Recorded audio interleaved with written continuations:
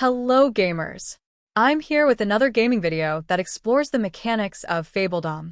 I have experimented a lot on homestead building, and I have concluded the game is more broken than you can believe. It all started when I got curious and took on a challenge to build maximum homesteads under a single well. In this clip, I managed 47 homesteads under a single well. During this challenge, I learned about building foundations of homesteads in a single line, which I used to make a conceptual ideal base in another video. Sure, the conceptual ideal base is great for compact and efficient kingdoms, though it may not look so pretty, but all fablings work nearby and all live in a single space. Now by far, for those of you who don't understand, I suggest watching my previous Fabledom videos, or you might not get the concepts discussed ahead. Okay, moving on. While making this base, I noticed a new problem. I'll focus on these homesteads along the right side of the central square. Now, when we place all 3 homesteads above and 2 below the road, with the objective of making 1x4 or 1x5 long foundations, it's easy for the homesteads away from the road. As you can see, to place the starting 2x2 foundation, there's no problem as the first homestead wasn't built yet. Same is the case with top and middle homesteads among the 3 above the road.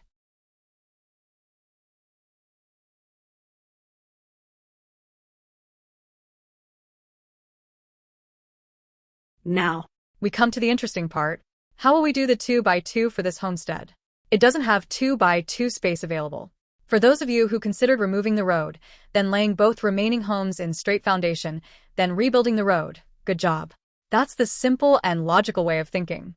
But the purpose of my video is to break logic. Let me explain what you're about to see first so that you get it. It just so happens that foundations only have to start by touching the home tile, which means they can be extended even across obstacles.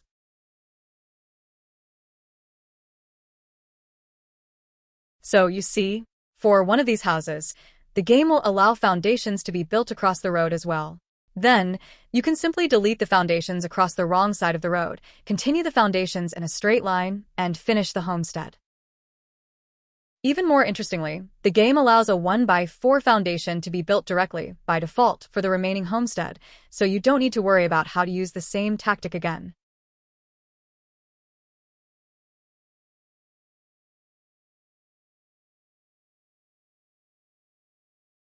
With these basics out of the way, let's start. Maybe some of you might have caught it already. If these tiles that spawn across the road are not connected to the home tile, can these be extended 1x5 instead of the ones that are connected? The answer is they can.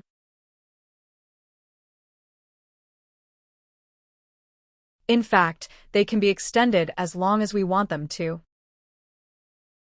In this example, I extended the tiles all the way to an idle space I had, making it into a 2x2 area, putting one source of homegrown inside, and waiting.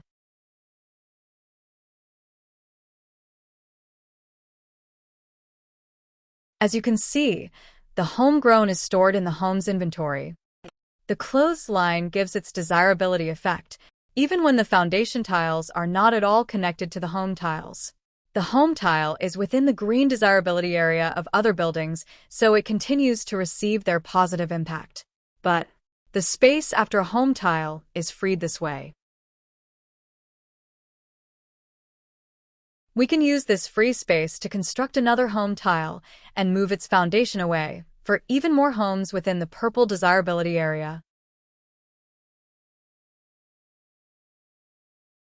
Although they are outside the range of our central basic well, so they need a new water source. After this demonstration, here's a practical application of this knowledge. I will use this in my favorite project yet again and find out how many homesteads can be built around a single well. This time, I've built it against the map's corner. While I visualized something grand like this isn't possible. So, making it more realistic, I'll show the process and my findings. Why did I choose this design? This design ensures maximum homesteads, as homesteads or their foundations cannot be built on the door-opening droplet tile of another homestead. So the innermost row surrounds the basic well, all having their doors outside, because they can't have them inside because of the well. The placement of the inner circle is very specific, with the corner 4 homes having their doors facing any of their respective corners, and the middle 4 homes facing directly away from the central well. Since nothing can be built in a ring surrounding this inner circle, I built the next ring in a way whose doors will also open on this build-free ring. Thus these doors are facing inwards towards the well. Now the foundation construction can only begin from inwards, otherwise this design isn't possible. So we start with one of the homes of the inner side. As you can see, the game allows foundations to skip across all obstacles and be placed directly outside the outermost ring. This is also the reason we first build all the home tiles, then start with the construction of inner homesteads. Also, since the homesteads are not actually built yet, the foundations can be built on this inner build-free ring and extend all the way outside. Now, while extending the foundation tiles outside, I encountered some problems. When you remove 4 tiles and keep the last one, the option for new foundations isn't active.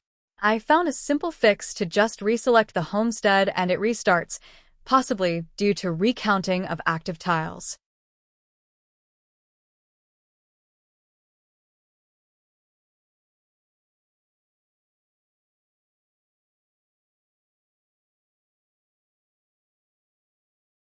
But during extending, when you go farther from homesteads, this option is tougher to do, and you can also click on the wrong homestead.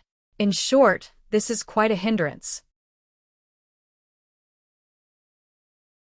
My aim was to check how far can I move this foundation, and it still remains active.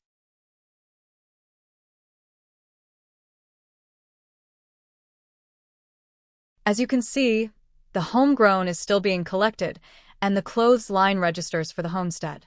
So, it appears there is no distance limit. Starting this tedious process for the second homestead, I noticed I had to remove the corner homestead before I could make the foundations.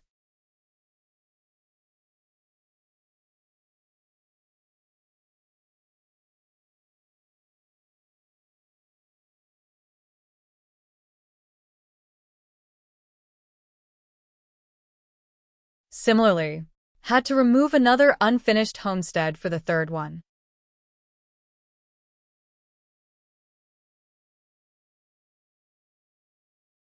Here I noticed that as long as you have only a maximum of 4 active foundation tiles, you can keep extending them without going back to select and refresh tile count. That is required only when you use all 5.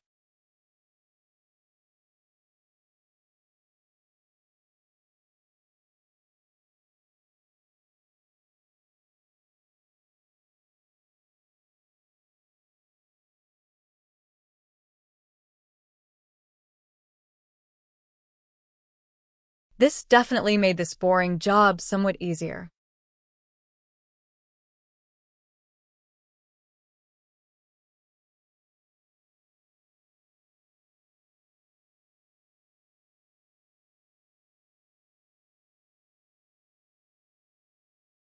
The only limitation to extending tiles is that you cannot extend them across a plane that puts them in front of the homestead. So imagine a parallel line from the door. You cannot cross that line but can go infinitely far from it. Another major way to refresh tiles that I found was to press randomize button twice. So you can extend for 5 tiles, delete 4, press randomize twice, delete the attachment, and extend 4 tiles more. And repeat the process.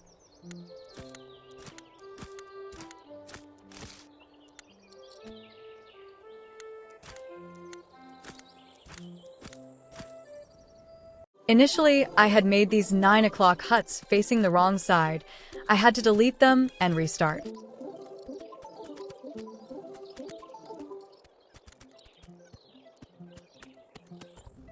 Just in case, if you were wondering how will these foundations of 6 o'clock be made, I even made a statue for them to jump over. They will be made inside to outside. Now, this is the final design that emerges out from the experiments. As you can see from the blank spaces, there has to be a blank in the middle of the homesteads of the third row. Counting all the homesteads, we find there are 80 homesteads. which can support 240 Fabelings. But even now, this is not finished. Notice this corner. There are 4 such corners in this design. If we remove this road piece and the one next to it, we can fit another 2 homesteads each corner.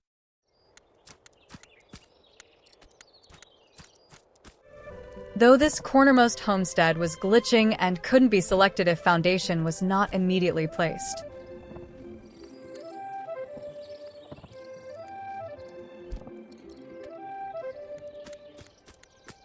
So finally, that's 88 homesteads placed around a single well. That's a population of 264. It is interesting to know that the maximum population that can exist at a single well is 264 from 88 homesteads. This project took quite some time to figure out and complete. Hope you liked this video. Do like and subscribe for more. Thank you for watching.